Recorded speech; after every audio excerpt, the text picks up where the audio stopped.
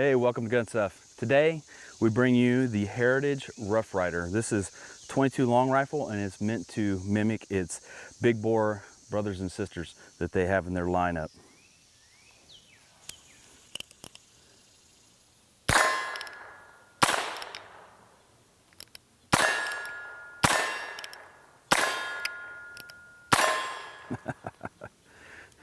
All right, so this is meant for range fun. This is meant for plinking. This comes in 22 long rifle, and you can also get interchangeable cylinders for 22 Magnum. One of the cool things about this is that you can get the interchangeable cylinders from their site, from Heritage's site, but they're only 20, 30, maybe $35 or something like that, and you can change caliber. So this is a very inexpensive gun to shoot. It has a 4 1/4 inch barrel, all metal frame, all steel construction, and it comes with Coca-Cola grips.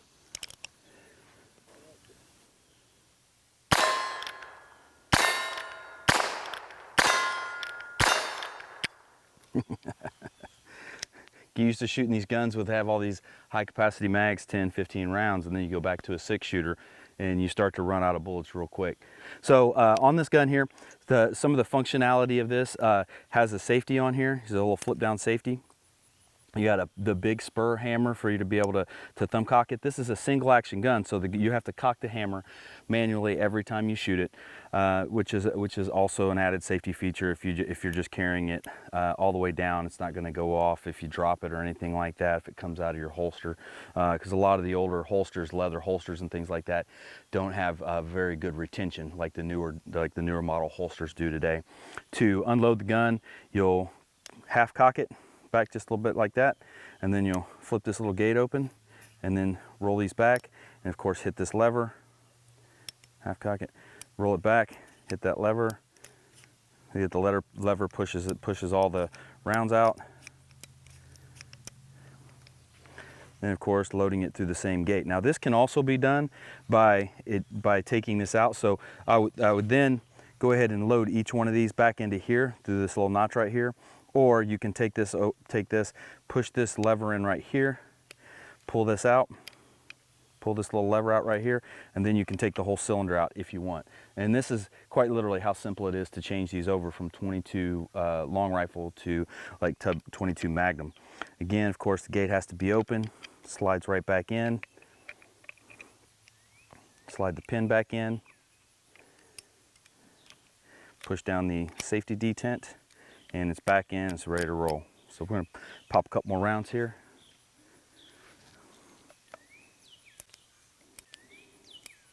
All right, so from here, we're gonna go ahead and do a little bit of accuracy testing on this. I expect this to be fairly accurate, but one of the things you do have on here is you have the iron sights. These are non-adjustable. It just has the rear notch here, and it has the front sight blade. So there really isn't much adjustment on here. Back in the day, people would take and they would put a wrench on here or something like that if it was hitting to the left or right, and they would take and just give it a little tap or a little bump or something like that, just to bend this blade just a little bit to try and center it inside this rear notch. But for the most part, there really isn't much adjustment. You can I've seen some people smith it so that, you know, like if it's hitting high or something like that, you can go down and file a little bit down into this notch as well to bring it up, or file a little bit off the top. But if you're not willing to do that, you don't really have to. This is really just meant for just getting out and plinking and have a lot of fun. The MSRP on these are $147. So this is something that you can take out. It's going to shoot for a lifetime, but you're going to be able to enjoy it, and it's going to be a low-cost gun to give you a lot of enjoyment on the range. So let's see where I'm hitting here. All right, so I'm aiming at the base. I'm aiming at the base of these wood targets here.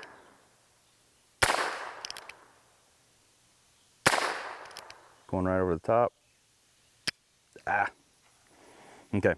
So with all these, you just have to figure out where your aiming point is once you get the gun, and you bring it out and start to shoot it, which is fine. You know, it just gives you a chance to get on a gun, get a lot of trigger time for very low cost.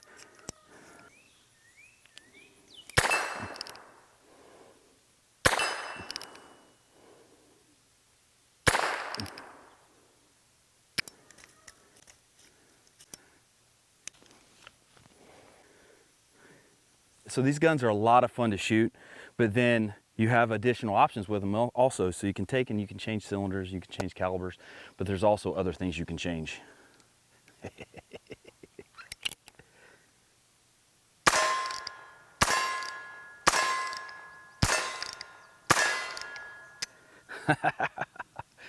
Oh man, so look at that, right? So this is a 16-inch barrel. It comes with, the model I was shooting before was a 4.75-inch barrel. This is a 16-inch barrel. All right, so when you first look at these, you're like, okay, what kind of novelty is this? What kind of you know, what reason would you have to do something like that? Well, the biggest reason is accuracy. So you take a look at these guns, and we have all these, this whole wave of backpack breakdown 22s. Ruger, all these different models and brands are coming out with these different type of compact, lightweight for backpacking, hiking, things like that. And really what we've had some of these things here all along. All right, so this has a 16-inch barrel, so you get that really long sight radius. And what that does is that, one, it allows that bullet to get up to speed, to get maximum accuracy out of the cartridge itself, but then you have the longer sight radius for more accuracy. So what this allows is, this allows you to be able to reach out much, much further than you would a standard pistol.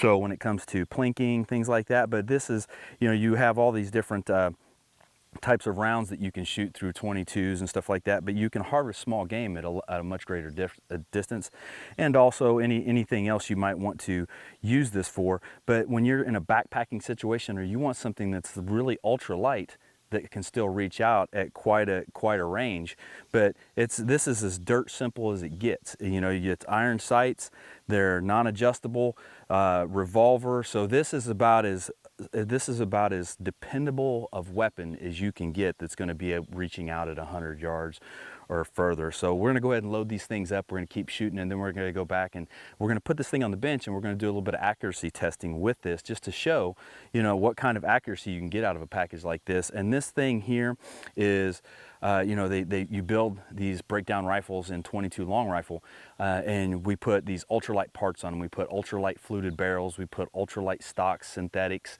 all these different things to make these things as light as possible, really, really lightweight optics, things like that. Nothing you can build is going to get lighter than this. So this thing is coming in right around 45 ounces. So, you know, you're not going to build a 22 rifle that's going to be this compact and still come in at that weight range. So we're going to load up and keep on shooting.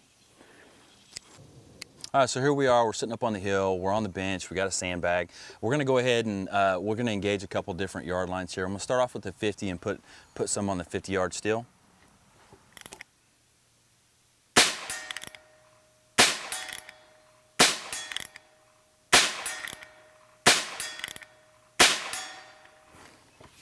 All right, shooting at 50 yards, and of course the sights these are iron sights, and we are making no adjustments to this gun. We're not doing anything to change the sight picture, so I'm aiming a little bit high, but of course just shots are just ringing the steel, doing good. One of the things that I'm finding with this gun also is that this thing operates better, you know, so when you're going to shooting this thing operates better when you're holding the gun down at this angle. So you're instinctually, a lot of us want to, you know, if we're used to our regular revolvers that kick out the side. I cut my teeth on revolvers. You know, that was the first standard issue gun that I was issued and trained on, was 357 Smith & Wessons. So, you know, you go through, you want to stick your finger in the cylinder, and you want to bring them up, and you want to dump them this way. Well, some of the things on this particular model that you run into is these rounds fall back in here, and then they bind up on the door here. So this gun here works best when you hold it down and you just let the lever do the work.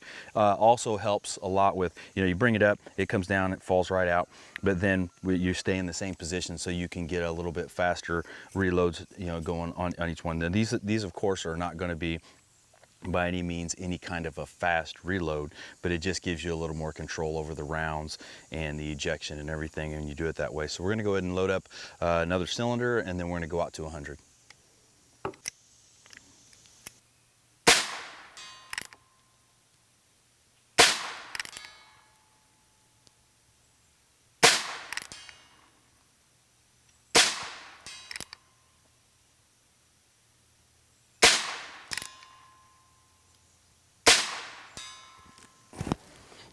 All right, so we went 6 for 6 at 100 and my eyeglasses completely fogged up.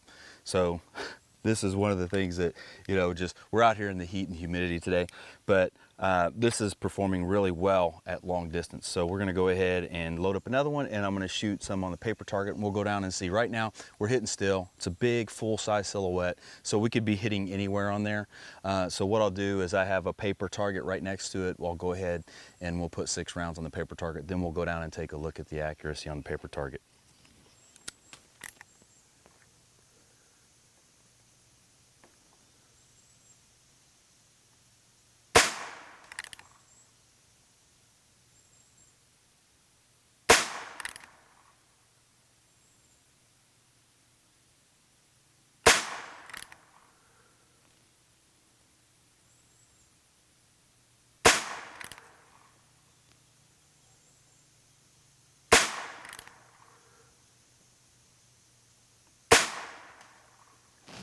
All right, so we're aiming at 100 yards when I'm down there looking at the target. Of course, with these, one of the things I figured out on the offset aiming and Kentucky windage for this pistol here was I was aiming over the shoulder a little bit to be able to get onto the steel.